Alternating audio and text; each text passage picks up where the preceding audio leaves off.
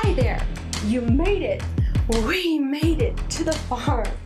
Now, you and I are going to go into the Holy of Holies, because that's where we are, in the Holy of Holies of the Emerald Triangle.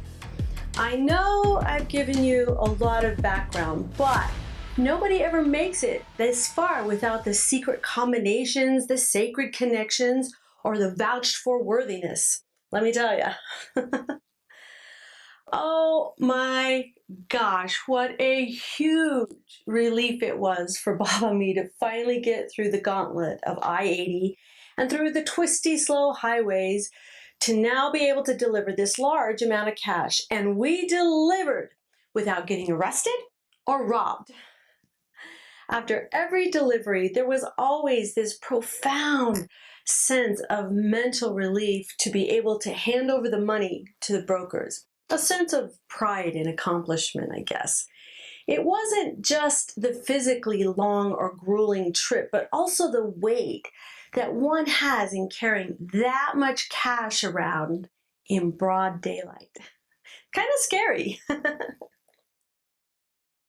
The first time we went up to the mountain, Colin didn't have his farm yet, so we met up at Jeff and Aaron's farm. When we got to Willits, we called Trey on the burner phone, and he gave us the explicit directions and exact mileage to Spy Rock Road. When we got to the exit, Trey was already there waiting for us. After greeting and kisses, he escorted us up to the mountain where Tiny Jeff, the boys, and all the dogs were waiting. That first time up to the farm was so exciting.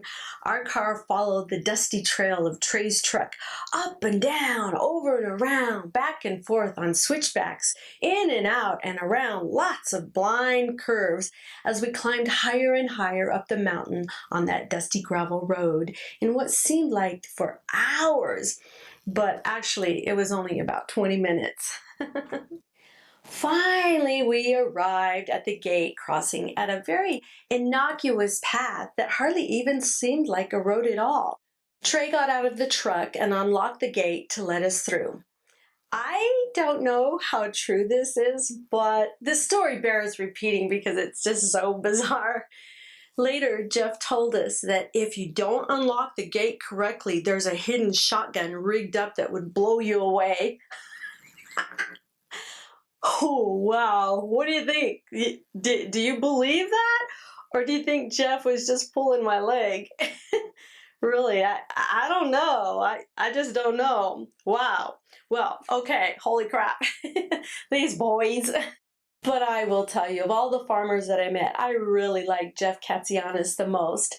Jeff's father was a music professor at Brigham Young University, and his mother was a very elegant woman. I met the Katsianis family when we were all in the same congregation together. In Mormon speak, a congregation is called a ward. Jeff himself was an earnest, soulful, very intelligent boy, and maybe full of crap a little bit. But Jeff was the kind of person who knew how to listen, and he could calm people down. He had a soothing effect on everybody around him.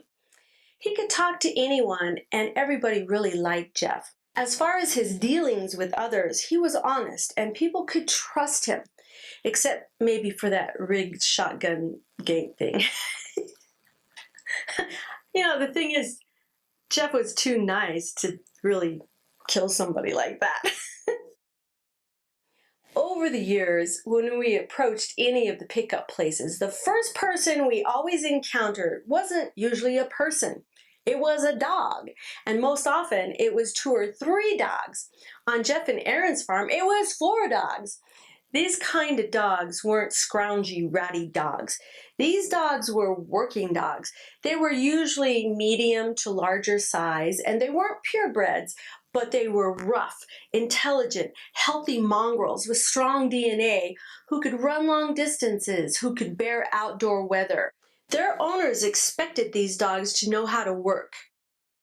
When the owner said, "Get out of the car," that dog got out of the car. When the owner said, "Get inside the car" or "Get into the back," that dog hopped too.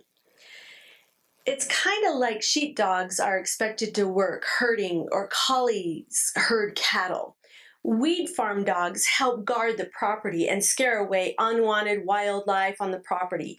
Deer who are trying to break into the planters and chew up the weed. Oh my gosh, deer love weed plants. Or they bark ferociously at stray cows. Or the little California brown bears who are out in the vegetable gardens at midnight tearing up the tomato plants and raiding the apple orchards. These super observant dogs often warn a farmer when a rattlesnake is nearby. The owner of these dogs do not cuddle them. These dogs don't carry airs, whine, or get sick. But most of all, these dogs obey. Except when they don't. I remember lots of times when we'd be in the house trying to make dinner or whatnot, and these damn dogs would start wrestling and playing and pushing people around, just generally wreaking havoc, when suddenly Jeff would yell at them all, "Get the hell out now!" And they'd pull back their ears and creep out the door like they were head of the cookie jar break-in brigade. But mostly, no human or intrusive animal gets past the farm gate and the property barriers without these guard dogs making sure the crew knows stranger danger. Like all dogs, these particular dogs took their cue from the expectant growers who came to greet us when we arrived. And since we were with Trey, these dogs calmed down pretty quickly. Later, we had the opposite problems with Sophie, the beautiful, shiny, black, half dog, half wolf with sky blue eyes dog. From that first day forward, whenever Sophie saw Bob and me approaching, she couldn't hardly contain her happiness at seeing us again. She thought we were her long-lost friends. I really loved Sophie, which is why she probably loved me. When I would get out of the car, she could hardly contain herself with sheer excitement and frenzied happiness as she would run up to my car opening to say hi. She would try so hard not to jump on me because her dad would yell at her if she did. She hated it so hard when her dad yelled at her too. But I still usually ended up with dusty paw prints all over my white pants or nice clothes because I couldn't resist petting her and rubbing her head with the same enthusiasm. But no one on the farm really felt too sorry for me though, because who wears white pants or anything white on a farm in the first place? A large redwood deck wrapped around the house, and in the center of that deck presided a 3-foot bronze Buddha statue surrounded with tiny little bonsai trees, lovely ceramic bowls full of tiny crystals, and 20 to 30 huge crystals, rose, amethyst, crystal, standalone quart boulders. And crowded in between the crystals stood huge terracotta plants of brilliantly colored flowers, pungent thriving herbs of basil and fennel, rosemary and thyme. Citrinola candles and strings of Christmas lights glowed softly every night under brightly colored umbrellas at the picnic tables and big wooden andriac chairs. And to top it all off was the American King of the Prom, a large stainless steel barbecue they used to grill garden vegetables and meat for dinner. What an enchanting place to relax, watch the sunset or sunrise, eat, drink a beer or a glass of wine and smoke. Jeff and Erin's farm was beautiful. Well, actually, almost all Emerald Triangle weed farms are really beautiful because first and foremost, the lush green mountain landscape and azure blue skies are so breathtaking. Another typical trait most of the farmers had was how artistic the people in the weed industry are. I know that sounds weird, but it's really the truth. In Jeff and Erin's house, there was amazing eclectic art all over the walls, most of what Jared had created. The crew lounged on big, sturdy, but stylish leather couches and a soft, fluffy rug. The house had running water in the kitchen, the bathroom, showers, and the toilet. The first time we went to the farm, Jeff drove me around in a little four-wheeler to tour his 20-acre farm. He was so proud of the place, as he should be. It was a beautiful place. That year, his crew and he had planted 4 gardens with 25 plants each. The trick is to make sure the plants get plenty of direct sunlight but can't be seen from any of the passersby on county or access roads. His gardens, like all typical weed gardens, were hidden behind groves of trees or deep rock crevices, ravines, or on hilltops on the mountain terrain. I don't know. DEA and county sheriffs used to constantly fly over the farms taking stock of what everyone was planting, and I can't really see how hiding the gardens from the road would really help unless you were just trying to hide your gardens from nosy neighbors. But farmers sure weren't going to hide it from the authorities, that's for sure. Jeff was really the first person to explain to me how planting weed gardens work. In the beginning, introducing both the male and female plants results in pollinating plants, which then produces the seeds. This is also how the breeders achieve new genetics. That's why there's so many strains of weed these days. And by not allowing the male plants to grow alongside the female plants helps the female to grow large seedless buds. This is called sensimilla. I think that's how you pronounce it, in case you're interested. After the plants are germinated, it's extermination time for the male plants. This is kind of a craftsmanship that only very experienced people can do. Then these guys sell the tiny plants to the farmers. You can usually buy pollinated seedlings at the 101 Farmers Market in February. But Colin and the boys had their own plants specially grown by a genetics expert grower who lived in their neighborhood. One year, Jared got this big idea up his butt and talked to Tiny into letting him try to genetically breed some plants himself. But come August, we lost an entire garden of 25 plants because he kept the female and male plants together too long in the beginning. What a disaster. Seeds everywhere. The more seeds they picked out, the more that grew in. After 4 days of bloody fingers and bloody hands, the discouraged boys finally gave up trying to save that crop. This is kind of a sore spot for Tiny and Trey. Good old Jared, the master farmer. So anyways, I digress. All the weed that people these days consume strictly comes from the female plant. Otherwise, you end up smoking the kind of weed we used to smoke in high school, with lots of seeds. The farms in the Emerald Triangle aren't anything like the sprawling Midwestern farms or Idaho potato and barley farms. The ganja plant starts out as a teeny tiny little seedling, like that, which ends up growing to be over 12 foot wide and 12 foot tall. By then, it looks more like a tree than a plant. Jeff and the boys called the plants their princesses. After Mother's Day and the freezing nights are over, the growers carefully transported each little thriving princess into her own 10-foot by 10-foot planter box, rightfully named the Throne, which was full of mineral-rich soil. Building these planter boxes is why the plants are able to grow so well under such rocky soil and mountainous terrain. Weed farmers may not coddle their dogs, but they totally coddle the heck out of the princesses. 3 times a day they went to each garden to check each princess's leaves and soil and made all kinds of micro adjustments with the hydroponics of water and nutrient levels. Jeff even swore that sweet-talking these princesses helped. The other reason these cannabis plants in the Emerald Triangle grow so much bigger and produce much plumper buds than anywhere else is because of the humid weather. These 3 Northern California counties, Mendocino, Humboldt, and Trinity, are close to the ocean. In fact, Mendocino and Humboldt counties contain all the beachfront property for over a third of NorCal. It's the cool humidity that helps weed and grapes to grow ripe and heavy. Sonoma and Napa counties border on the bottom of Mendocino County and have the exact type of terrain, weather, and humidity. After Jeff showed me the gardens, hidden underneath all the trees and lush vegetation up across the steep hill from the main house was a huge barn.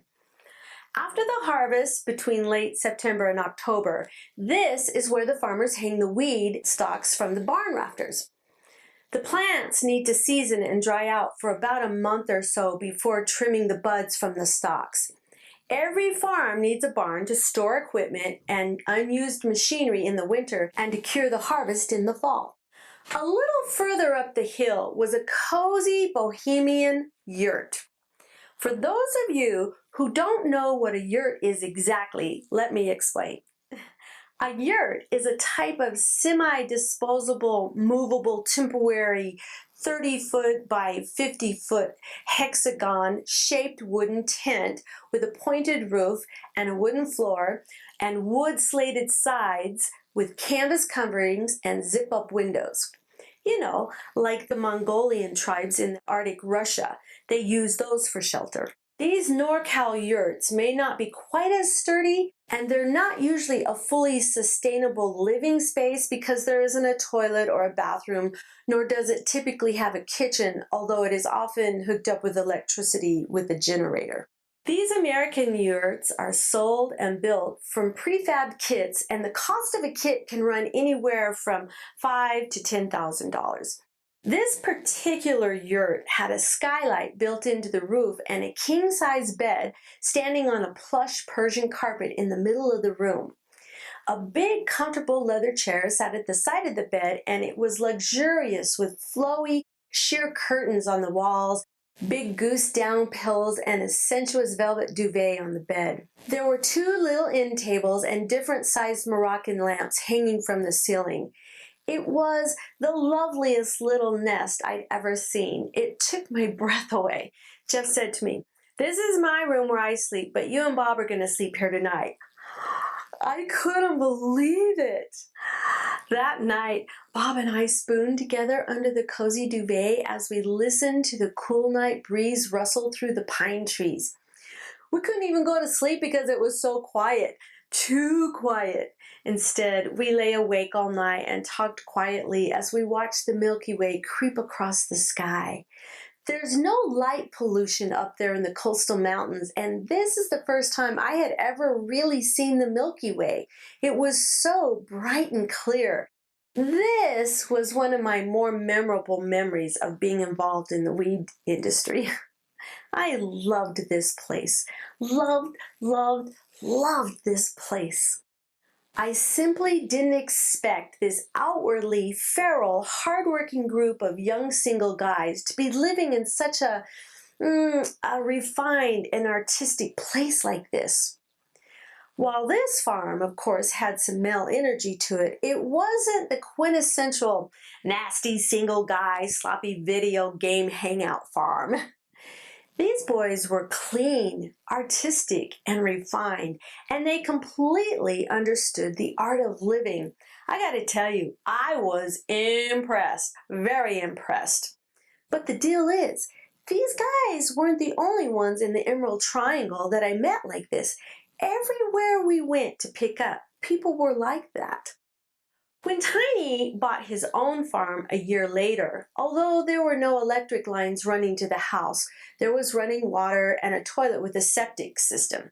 To this day, the coastal mountains of the Emerald Triangle have stayed really quite remote because of the illicit nature of the product that they grow.